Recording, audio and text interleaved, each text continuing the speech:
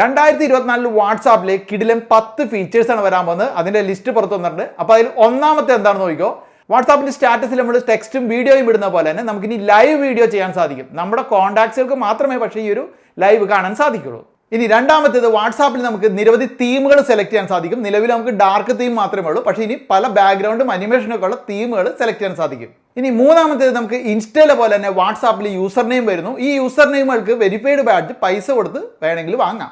നാലാമത്തെ ഫീച്ചർ പോക്ക് എന്നതാണ്. അതായത് ഒരു വ്യക്തിക്ക് നമ്മൾ ഓൺലൈനിൽ ഉണ്ടെന്ന് അറിയിക്കാൻ വേണ്ടിയിട്ട് മാത്രം ഒരു നോട്ടിഫിക്കേഷൻ വിടാൻ സാധിക്കും. അതാണ് പോക്ക്. അഞ്ചാമത്തെ ഫീച്ചർ, നമ്മൾ നിൽക്കുന്ന ലൊക്കേഷന് ചുറ്റുമുള്ള വാട്സാപ്പ് യൂസേഴ്സിനെ നമുക്ക് സെർച്ച് ചെയ്ത് കണ്ടെത്താൻ സാധിക്കും. ഇനി ആറാമത്തെ ഫീച്ചർ എന്ന് പറഞ്ഞാൽ വാട്സാപ്പ് ചാനലുകളിൽ മോണിറ്റൈസേഷൻ വരും. അപ്പോൾ ചാനൽ ഉടമകൾക്ക് കുറച്ച് ചില്ലറ തടയും. ഏഴാമത്തെ ഫീച്ചർ എന്ന് പറഞ്ഞാൽ വാട്സാപ്പ് ഗ്രൂപ്പിലാണ്. വാട്സാപ്പ് ഗ്രൂപ്പിൽ ഒരു മെമ്പറെ ഒരു നിശ്ചിത സമയം വരെ സസ്പെൻഡ് ചെയ്ത് നിർത്താനും അതേസമയം ഗ്രൂപ്പിൽ നടക്കുന്ന ആക്ടിവിറ്റികൾ ആ വ്യക്തിക്ക് കാണാനും സാധിക്കും. എട്ടാമത്തെ മാറ്റം എന്ന് പറഞ്ഞാൽ വാട്സാപ്പ് DP യിലാണ്. വാട്സാപ്പ് DP ആയിട്ട് നമുക്ക് ഒരു 6